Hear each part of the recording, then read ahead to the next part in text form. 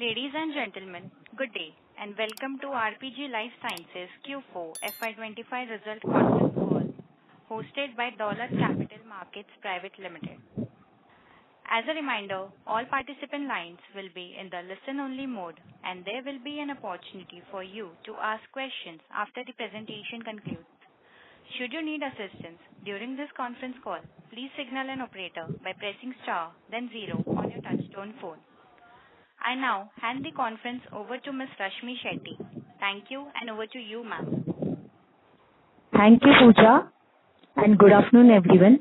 I, Rashmi Shetty, on behalf of Dolat Capital, welcome you to the Q4 FY25 earnings call of RPG Life Sciences. We thank the RPG Life management for giving us this opportunity to host the call. Today, we have with us the senior management of the company, represented by Mr. Yugal Sikri, Managing Director, Mr. Ashok Nair, Designated Managing Director, and Mr. Vishal Shah, CFO. I would now hand over the call to the company management for the opening remarks. Over to you, sir.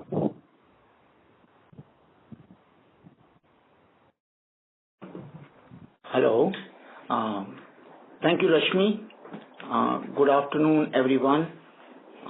Thank you very much for joining us on this call. As always, it's my pleasure to share with you briefly performance highlights of Q4 FY25, performance highlights of full year FY25, and peek into RPG Life Sciences trajectory of the past 6 years, both in terms of strategy and impact, which also defines the way forward.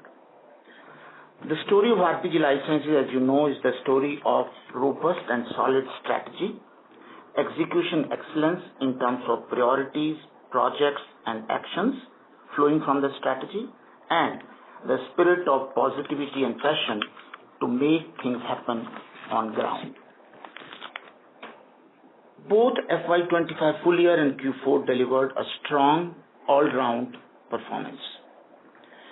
For Q4, business growth has been 13%, to be precise 12.7%, which is 1.6x of the market growth.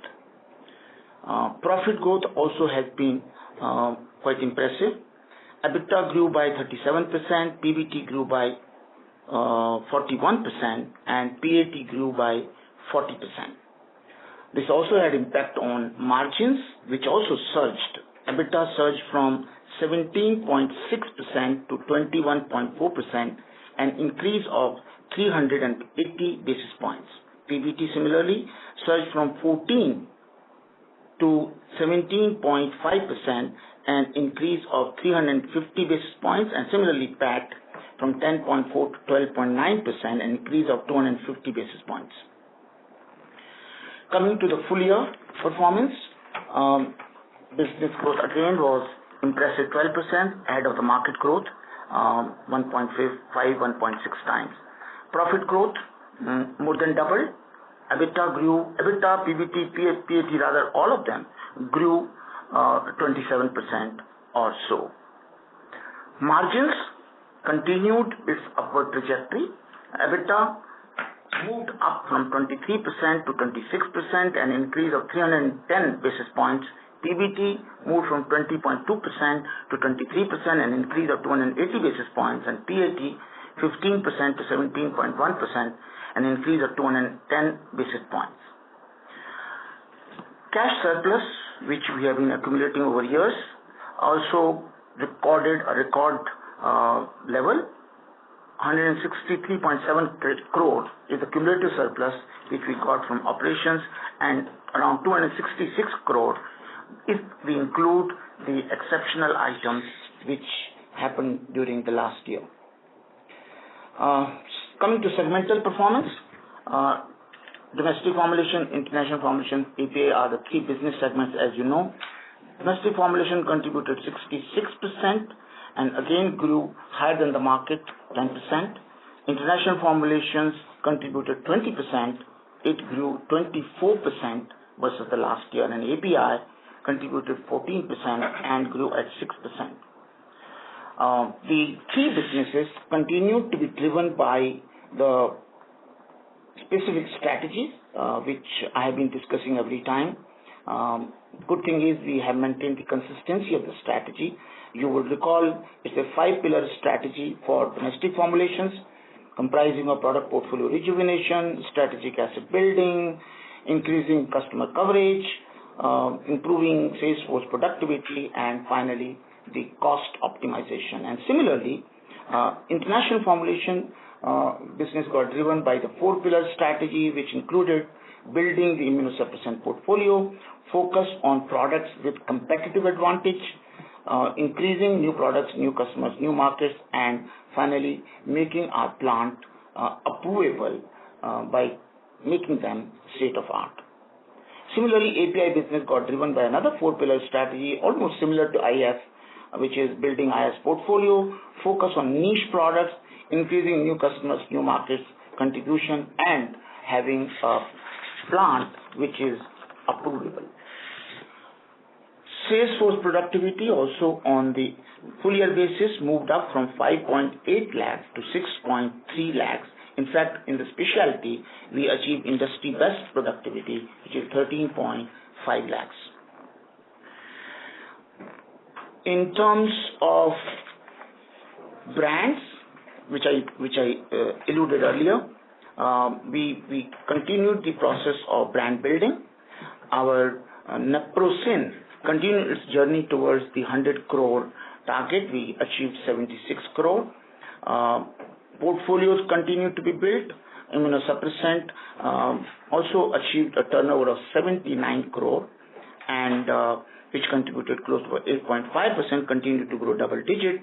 Another portfolio which we have been building, futuristic portfolio which we have been building, is MAPS, which contributed 8.2%, also grew at 15%. Apart from this, we have also been building new therapies, even augmenting the existing therapies. Rheuma contributed 5.4%, grew at 23%. Cardiovascular contributed 13%, grew at 12%. Oncology contributed 8%, grew at 15%. Nephro contributed 29%, grew at 12%. And similarly, urology basket also grew in its performance. That was brief about the strategic framework, the strategic pillars which we had identified for 3 businesses, and the results which we got out of the strategy. Now, as I mentioned, the third part of the initial talk, which I thought I'll cover, a peek into the past 6 years trajectory, both from the strategy and impact perspective, which will also give you the confidence for the way forward. We had a smart strategy well executed, which comprised of 4. We worked on creating winning portfolio across businesses, which means building brands, building categories, building therapies. We also focused on certain projects which came out of the strategy to transform our business in terms of revenue increase, cost decrease, quality improvement, and even adding new businesses. Third part of the strategic framework has been increasing our competitiveness. We adopted technology in our operations, both front end and back end, to make us more competitive. It helped us to increase our share of voice. It helped us to enter into new therapies without adding fixed cost. It also improved our margins by focusing on the re-engineering of decades-old product, and it also included the customer-customized marketing which we followed in the specialty business. With the result, I'm happy to share with you the financials.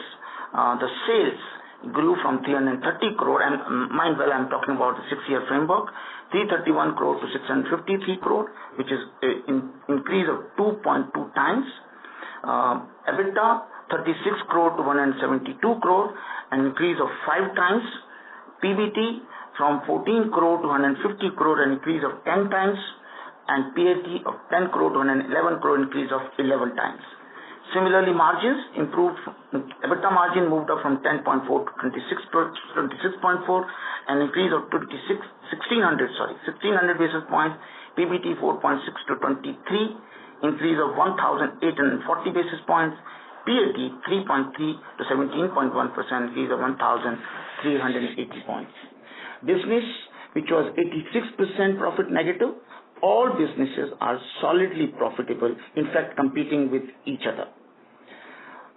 We were a company in the debt. Today we have a solid, good cash surplus, about 266 crore, out of which 164 crore is coming out of the operations after spending good amount of money in modernizing the two plants and investing in the new product development. This also has impacted financial ratios. ROCE has moved from 9.7 to 32.9%, an improvement of 3x. ROE 6.7% to 24.3%, 4x. EPX 6.5% to 66.5 rupees to 67.5 rupees, 11x, and cash flow, which was negative, positive, as I mentioned earlier. Now, this is all after investments made in the future of the company. We have today modern state-of-art plants. We have a modern HO. We have productivity which is comparable to the industry players. We were, in fact, Dun & Bradstreet took us in one of the top 500 value creators of the country, and the investors' wealth also moved up by 14 times. We are a benchmark company today amongst our competitor group, which is less than 1,000 crore, up to 1,000 crore turnover. And with all this, we are also blessed with a good number of awards and accolades, whether it was the best corporate or best brand or best patent or best corporate citizen or best value in action. Now, what I just mentioned gives us the foundation for future. The big key positive out of whatever you heard is consistency. The consistency of the strategic framework which we identified, the priorities we identified within the three businesses, and the priorities we identified within the business, each of the business segments. The entire story largely is the story of domestic formulation growth, where we have consistently achieved sales higher than the market, and from negative PBT margin today, we have a good comparable or competitive EBITDA margin. Now, with the two plants, we have an API plant at Navi Mumbai and a formulation plant at Ankleshwar. These two plants being ready or modernized, as I mentioned earlier, with investment 140 crore. We have three new R&D setups, formulation R&D, API R&D, and analytical R&D in place. And we have a good lineup of new products, both in the international formulations API business. We expect the three businesses, all of them, to act as good growth engines, because we have, out of three which I mentioned, we are through we have the modern plant. In fact, I'm happy to share with you, as I mentioned, API plant is approved by TGA and PMDA, which is both the Australian and Japanese authorities, and the Ankleshwar plant, the formulation plant, is approvable from EU, and we have the entire plant approved by EU shortly, which means from the infrastructure plant perspective as well as the new product lineup perspective, we are all set to make all the three growth engines run. And I hope this narrative would give you the confidence that we are on a solid footing to embrace the future, albeit with all the three segments racing, competing with each other to grow. I thought this much background would give you some kind of understanding or recap of what RPG Life Sciences has been doing and how RPG Life Sciences is set for future. One additional clarification I wanted to put before I take up the questions is you would have seen certain exceptional items in the results. One, if you recall, I had mentioned even last time, is we did a very smart move in the API plant in our bid to have efficiency enhancement. we did the API plant redesigned so as to release close to about 15,000 square meter area out of 35,000 square meter area and monetize that piece of land. And you will be happy to know that we also achieved modernization of the plant so that we got the TG approval and PMDA approval. We also increased the capacity by 27%, and we also could part monetize the land, and that is added to our surplus. As I mentioned, we had a surplus from operations coming from 164 crore, and added this monetization which we got, or monetary value which we got from the plant for the land sale or land assignment. We have now cumulative cash surplus of around 266 crore. So the exceptional item includes the land sale, and there was also unfortunate incidents of fire, and so the exceptional item includes that fire impact also. Let me assure you that we have set up 3 work streams to make sure that we get back the plant as good as the new plant which we had earlier by September and or October, and the teams are working hard to see that we are ready.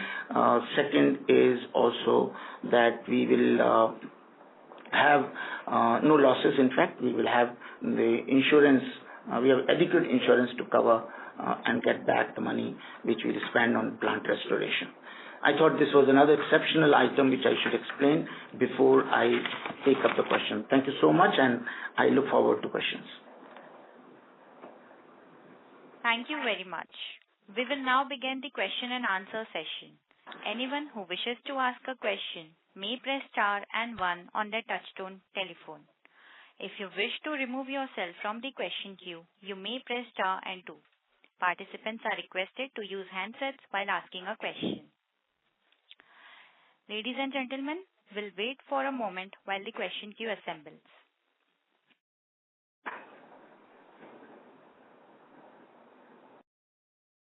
The first question is from the line of Sudarshan Padmanabhan from Ask in Wealth Advisors. Please go ahead, sir. Yeah, thank you for taking my question. Sir, taking your point on, building the domestic business, across various pillars, can you, give some color with respect to, I believe we have, growing, like you mentioned about cardiovascular doing well. What would be the proportion of chronic at this point of time, and, what is the speed at which chronic is growing, in the proportion of overall business? Yeah, thanks, Sudarshan, for the question. I think which is a relevant question. You would have seen I mentioned that cardiovascular business is growing double digit, and we have good launches in that business. We have nephro and onco; those businesses are also chronic in nature. If I even exclude them, today with the chronic, which was contributing 14% to our sales earlier, today it is contributing 20% to our sales. So in fact, it has moved up by 6 percentage points in the last few years. Does it answer your question, Sudarshan? Yes, sir. And this, would that mean that the institution part of the business would actually become a little higher proportionately? Because I would assume that, MABs and a portion of oncology would be more towards institution. No. The CVM which I talked about does not include the institution and the MABs. This is the chronic. This is the pure chronic. I actually mentioned that it is excluding nephro and onco. It does not include nephro and onco. Sure. And just, on an independent basis, how big would our institution, sales be to that size? No, it's not that significant, frankly speaking. Institution business is not that very significant. See, we have been focusing on profitable branded business. And the story of the domestic formulation has been largely the story of the branded business success. The institution is not, it doesn't contribute much. Sure.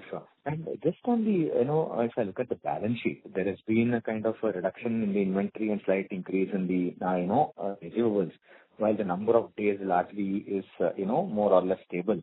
I mean, that would primarily be because of the mix changing, right? I mean, there shouldn't be much of, reading into that. Yeah, you're right. Yeah, it's the change of the product mix. We have a strong control on inventories. Inventory levels have actually come down. The receivables, which you see a little increase, is largely our domestic business continues to be under control. Absolutely no problem. In case of as we are expanding the international formulation business, you would have seen international formulation business has grown by 24%, and generally the receivables in the institutional business are little higher, which is the norm of that business. Sure, sir. And on the, cost, I mean, glad to hear that chronic is doing well and, naproxen is more or less, closer to 75 crores or, way in the direction towards 100 crores. Now, with all this happening, can you talk a little bit more about MR productivity and link it with the cost? One, the context of that is we've seen a huge, margin expansion in the last 3-4 years. And I would assume that, with the chronic doing well, and as we hit MAB, 100 crores and naproxen 100 crores and probably chronic doing much better, the, yield per employee as far as MR productivity will continue to drive. So, I mean, if you can give some color about aspirationally, where do we see our margins even from here? Interesting question, which I get asked always, and my answer is pretty standard there. Let me address first the point which you mentioned about the sales force productivity. I'm happy to share with you that year on year for the last 6 years, we have improvement in productivity. Now, as I mentioned, I made that mention in my opening remarks. It has moved up from 3.4 lakh to 6.3 lakh. The last year productivity we recorded was 6.3 lakh. And in fact, the specialty business productivity is really remarkable. We have touched now 13 lakh per rep productivity in the last year. So that's about the productivity. Regarding the margin, yes, as we improve our chronic business, it should add to the margin. But you also know that there are cost pressures also. And there are also the sword of the DPCO hanging on your head, which you can't predict. So those are somehow get balanced. However, the last 6 years you would have seen there has been an increase in the gross margin year after year after year. We have, if I tell you broadly, whatever margin improvement we have got, almost 66% or 2/3 of that comes from OPEX measures, and 1/3 of that comes from the COGS measures. In COGS measures, largely it comes from the manufacturing overhead reduction. We have taken up special projects by virtue of the manufacturing overhead reduction has been happening, which include batch size optimization, expiry controls, the turnaround time at the assembly line to be reduced. All of that has contributed to improvement in the manufacturing overhead part, and somehow we have been able to manage the raw material, the material cost component, and despite the inflation, I think that component also remains under control. So I hope on the margin front and on the sales force productivity front, I have been able to give some color. Sure. So one should, probably not expect the same, amount of benefit on a lower base, but probably the benefit would continue, if I can summarize that. Yeah, all the measures, I keep saying that the cost reduction measures which we have taken are all structural in nature. What do I mean by structural in nature? We have done product re-engineering, which means we have reformulated our decades-old product. Cost of goods have gone down. We will not go back to the old formula because we have developed a new formula. We have simplified the manufacturing processes. We have done the batch size optimization. We are not going to go back, so that those benefits will continue.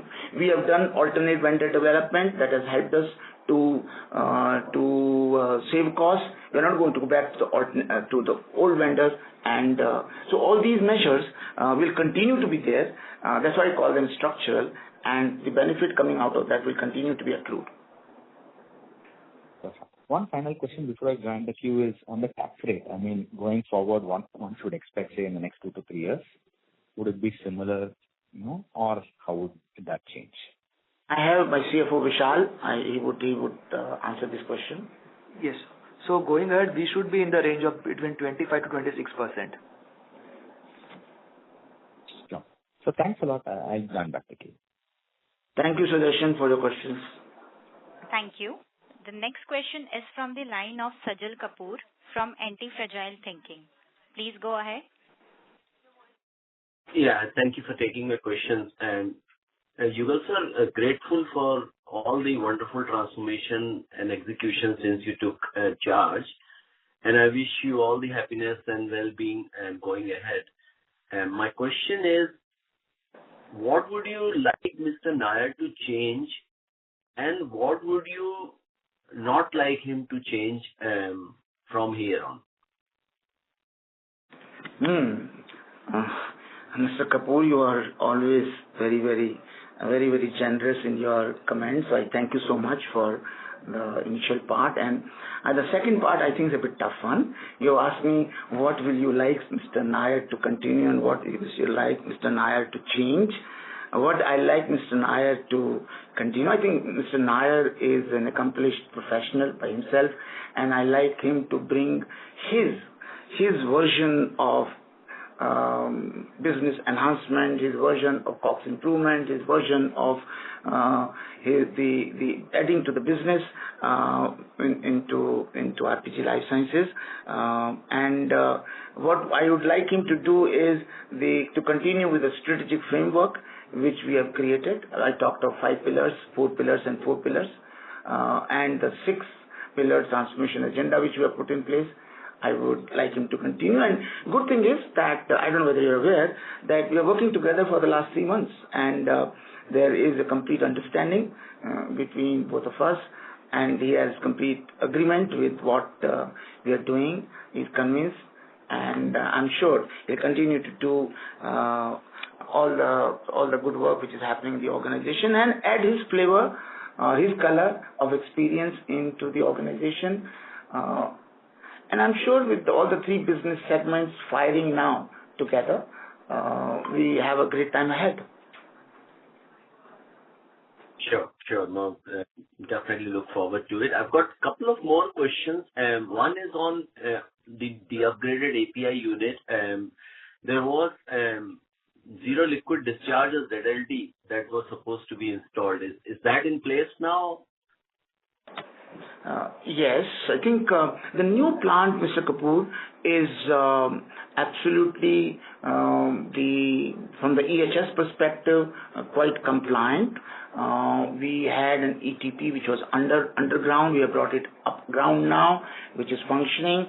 All the compliance measures are very well taken care of, and the ZLD part which you talked about also has been put in place.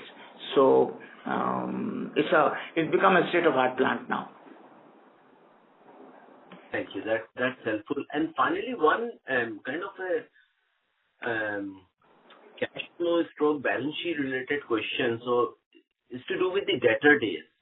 If I look at our trajectory over the last 2-3 years, so March 2022 onwards, we were round about 30 days, debtor days, that is, roundabout.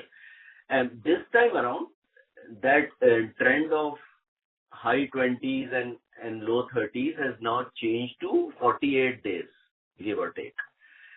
So is this because of the exports and the way the working capital and the receivable cycle will work? What I'm trying to understand is, are we going back to our older 50-60 days kind of a debtor days, or this is more like an aberration and it will correct from next year?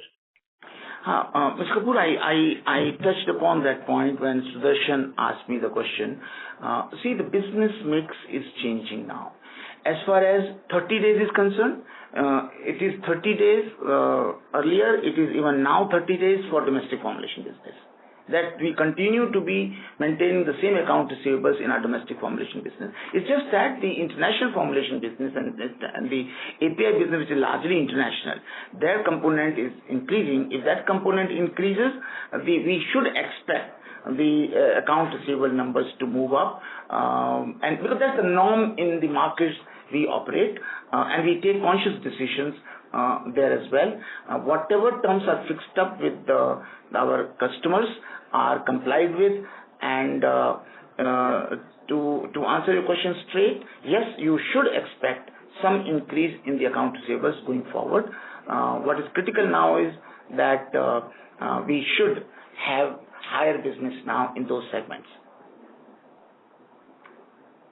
Yeah, no, so even 50 days is good enough, Yugalji, because looking at some of our comparable competitors, we would still be well below the industry benchmark, even assuming that the 50 days is the new normal. So now that I just wanted to get some color in your perspective on that one, but yeah, that's all very helpful. Thank you so much. Yeah, I think you said it. This would be the range going forward. This would be the range going forward. Yeah, absolutely. And that's all I have for now. Thank you. The next question is from the line of Aditya Chheda from InCred Asset Management. Please go ahead. Evening, sir. Can you please break the domestic formulation growth for FY25 into volume, price, and new launches, and also comment on the new product contribution? Okay.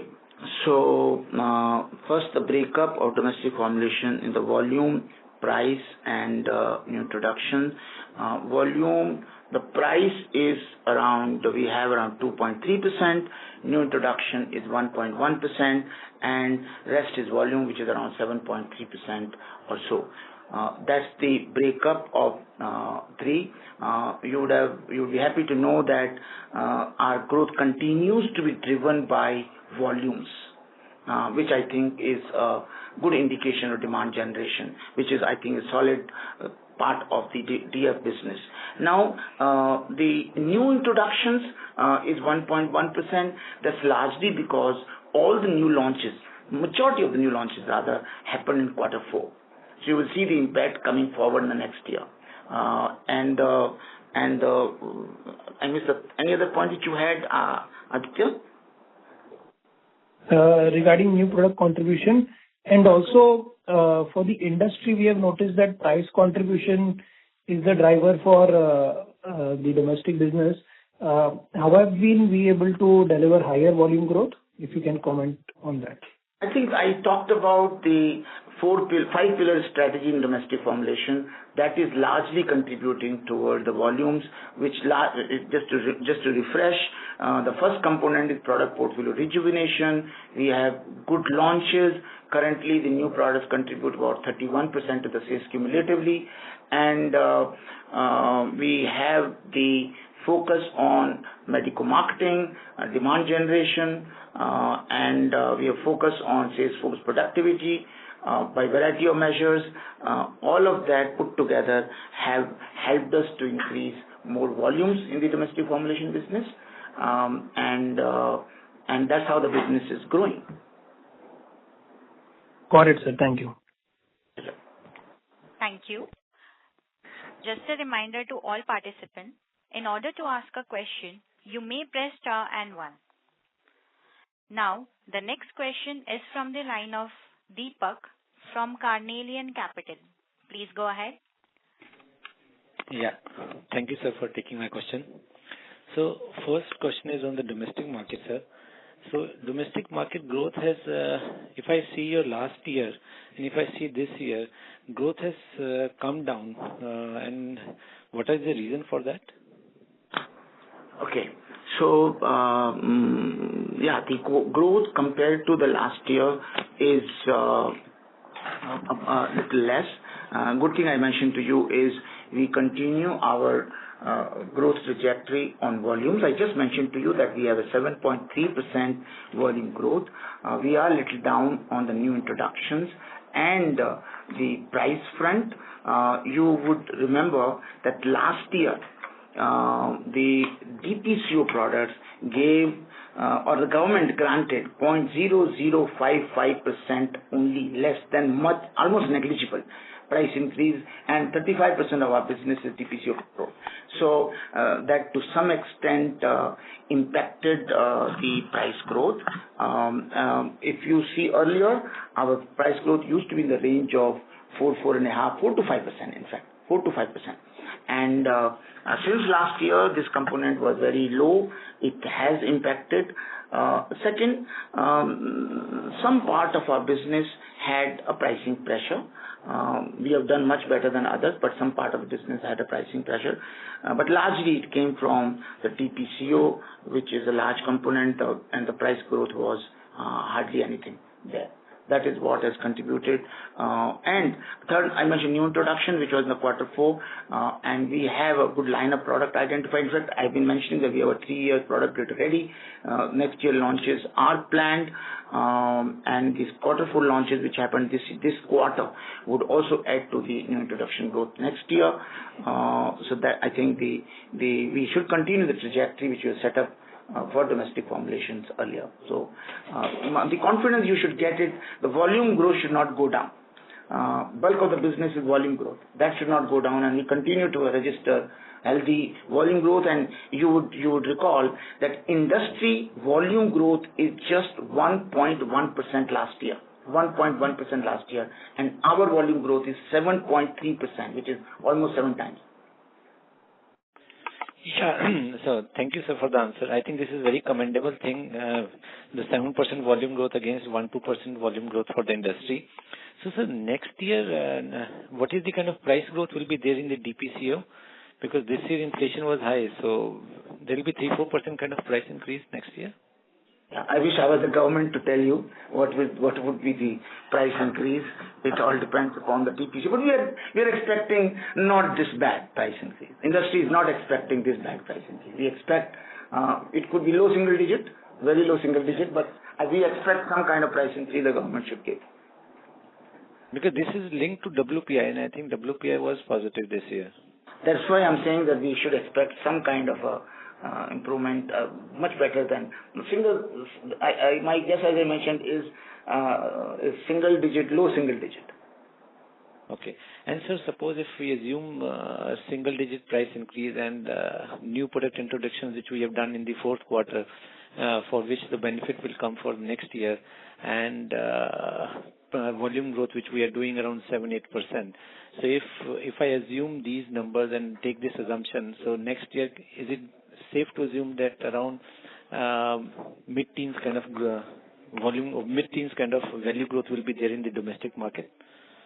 Yeah, I've been consistently mentioning you must look at the trajectory and then accordingly make the projection. Generally, I don't give forward-looking statements. I just don't give the forecast. But I keep mentioning you have the trajectory in front of you, 6 years, yeah. And you can make your own assumptions and estimates. And but Deepak. Yes. Yeah, so this year means FY25 was little not a normal year because there was a DPCO price increase was less. But if I normalize that, then the trajectory which was there in the company for the business will continue going forward in the next 2-3 years as well. Deepak, I think I answered that question already. Yeah. You can make your own assumptions and estimates. I simply don't issue the forward-looking statements. Yeah. And second, sir, in API business also we have done the investments and renewed the plants. So where are we in terms of filings, approvals, and when we will see accelerated growth in the API piece as well? Yeah. I think that's an important point which I covered in my initial talk. We have the plant in place. We had a little bit of unfortunate incident of fire, which is getting sorted out by September. And we have close to about 12 new molecules being developed by the R&D now. They should see the light of the day by end FY26 and FY27, and that's where we see the API business picking up the trajectory. Okay. And last question from my side, sir. So what is the outlook on the capex and investment in the business over the next 2 years? Yeah, the capex, I think I mentioned earlier that we have spent 140 crore in upgrading or modernizing our 2 plants. So that part having done, the next capex will happen. This is the new product opportunities we get. Many times, we being the generic business, we get the specific kind of product. Just for example, I'm giving, it could be a sublingual tablet, it could be a bilayer tablet, it could be enteric coated tablet. Now, for those kinds of new product versions, whatever investments are needed in machineries or in the quality systems, we will do that, and those kinds of investments will continue. And I'm pleased to share with you almost around 75 to 80% of our capex has been going in growth, and which is what will continue. So I can't give you any precise answer because it depends upon the product opportunity we get. I give you an example. We had a product which needed the low RH, low temperature from one of the customers in Australia, and we, in a period of around 8 months, we set up the additional facility for him in our Ankleshwar plant, and I'm happy to share with you that we have a great business now in Australia for our international formulation business. So with these kinds of opportunities coming, we will definitely invest in capex, but it will be difficult for me to give you exact number of how much would be the capex. Okay. Thank you very much, sir. All the very best. Thank you. Thank you, Deepak. Thank you, sir. A reminder to all participants, in order to ask a question, you may press star and 1.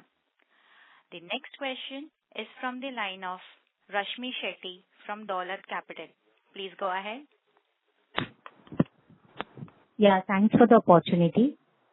So, sir, on international formulation business, you gave the reasons that the 4-pillar strategy has actually worked out, and you added new markets, you launched new products, and that is driving the growth.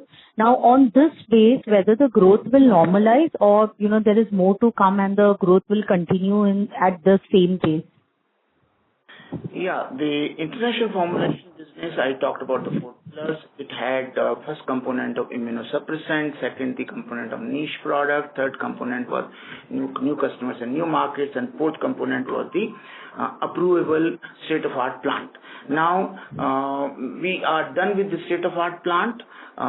We are developing the products. In case of the immunosuppressant, we are developing newer variants. Of, say, example, in case of mycophenolate, we are developing 180 milligram and 360 milligram version.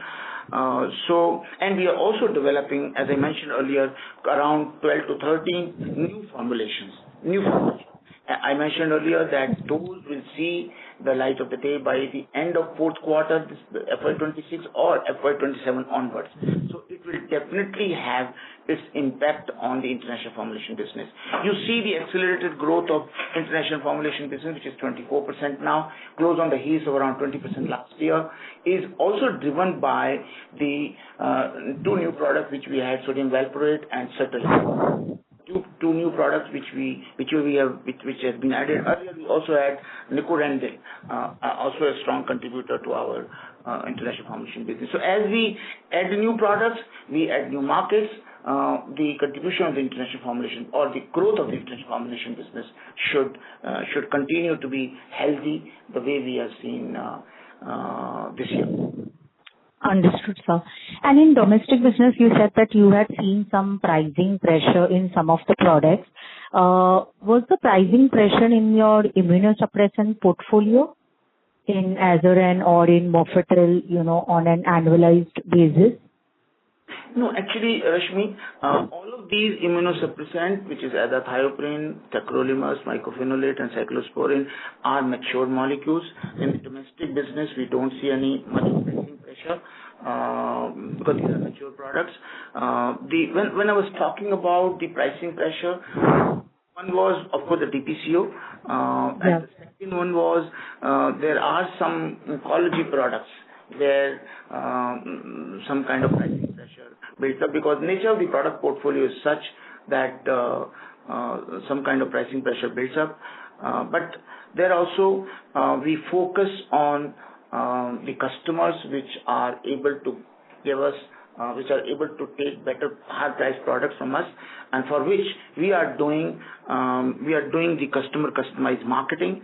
We are building relationship with them, and I think with quality on our side, the relationship on our side, and the marketing C3MP, which we normally call it, on our side, we get the support despite the price being a bit higher compared to the competitors. Okay. And on the API side, in third quarter and fourth quarter, we have actually seen a decline. And in first two quarters, there was a good growth. So in first half, we have actually shown a growth of 13%. And we do have, good pipeline in the API segment. So what has led to really, a slowdown in the second half in the API segment? And how should we see forward? Yeah, Rashmi, I did mention about the exceptional part. There was an unfortunate incident of fire in our API plant. Okay. There were 3 blocks. 2 blocks are functioning very well. Everything is functioning very well. There's no loss of human life, but 1 block got impacted. So what you see here in this year is the 1 quarter impact on that API business, because this happened in the API, which I think going forward from H2 onward should normalize. From H1, it should normalize, you're saying? No, H2. H2 onwards. See, what we have done quite a lot of risk mitigation and the business continuity strategy. We have reached out to third party. We have CDMOs. Part we are manufacturing ourselves. The end stage we are manufacturing ourselves, and the earlier stages being manufactured outside. So that has helped us to contain the losses. But to some extent, we will have that which has impacted quarter 4, which will also impact the first half, H1 this year. Understood. And sir, would you like to quantify the loss to sales in quarter 4? Quarter 4 loss sales in the vicinity of around 8 to 10 crore. 8 to 10 crore. Yeah. Understood, sir. And one last question on the operational side. How much is the R&D for the year? Okay. So, good news on R&D is that, as I mentioned, we have around 13-14 products international formulation side. That's on the API side are under development. In terms of the R&D spend as percentage to sales, we should be close to about 2% or so. Should be in the range of 2 to 3% to my mind. And but how we have been able to develop these products at the cost which I am talking about is we have a very unique gated process in place which helps us to reduce the cost and avoid the wasteful expenditure in R&D, which happens in most of the R&D labs. So it's efficiency even within R&D we are working on, which is how we have been able to contain the R&D costs as well. Whatever R&D costs which we do is largely on the bioequivalence studies are in-house. The development costs are not as high as the other companies actually spend. So I hope that answers your question. And this will more or less remain in the same range only, right? It might move up a couple of percentage points as we develop more molecules. Currently, we are developing, I said, around 20 molecules, 20 products in both the businesses put together. As we expand from 20 to 40, it might move up a couple of percentages more. Understood. Got it. That's it from my side. Thank you, Rashmi. Thank you. This was the last question for today. I now hand the conference over to management for the closing remarks. Yeah. So, I think what I mentioned in the beginning of the talk was summarizing the quarter and the full year and the 6 years and the strategic framework which has been put in place, and how the growth trajectory of RPG Life Sciences going forward is being taken care of. And I think those measures of focusing now on all the three businesses, domestic formulations, international formulations, and API, should drive our business going forward. We have solid strategy in place.